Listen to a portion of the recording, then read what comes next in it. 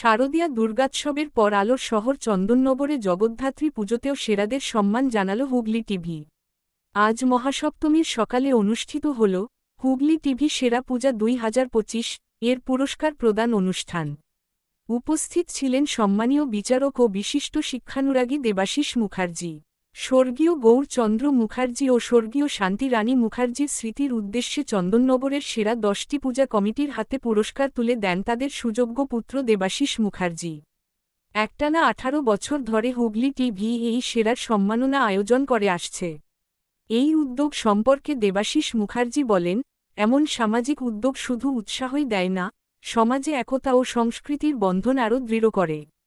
হুগলি টিভির কর্ণধার রাজেশ মণ্ডল জানান, গত 18 বছর ধরে আমাদের লক্ষ্য একটাই, চন্দননগরের ঐতিহ্যবাহী জগদ্ধাত্রী পুজোকে আরও সমৃদ্ধ ও পরিচিত করে তোলা। চন্দননগরের গর্ব, ঐতিহ্য ও আলোর উৎসব, তারই সেরাদের প্রতি এই শ্রদ্ধা ও সম্মান জানালো হুগলি টিভি। ব্যুরো রিপোর্ট, চুঁচুড়া নিউজ। এই যে হুগলি টিভির 18তম বর্ষের সেরা পুজোর সন্ধানে কেমন লাগছে? হুগলি টিভির এই যে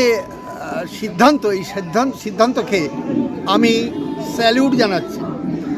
আমি এদের জগদ্ধাত্রী পূজা উপলক্ষে 10টা যে ঠাকুরকে নির্বাচন করেছে, এই 10টা ঠাকুর মা জগদ্ধাত্রীর যেখানে যেখানে নির্বাচন হয়েছে সেই জায়গাগুলো আমি দেখছি।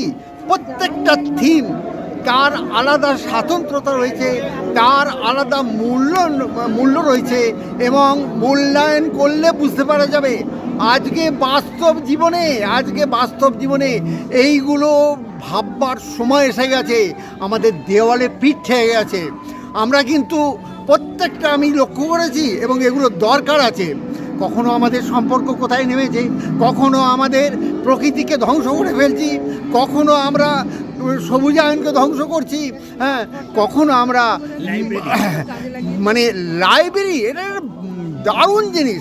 আমরা নেট সর্বস্ব হয়ে গেছি, ল্যাপটপ সর্বস্ব হয়ে গেছি, মোবাইল সর্বস্ব হয়ে গেছি, আমরা ভুলে গেছি বই পড়াটা ভুলে গেছি।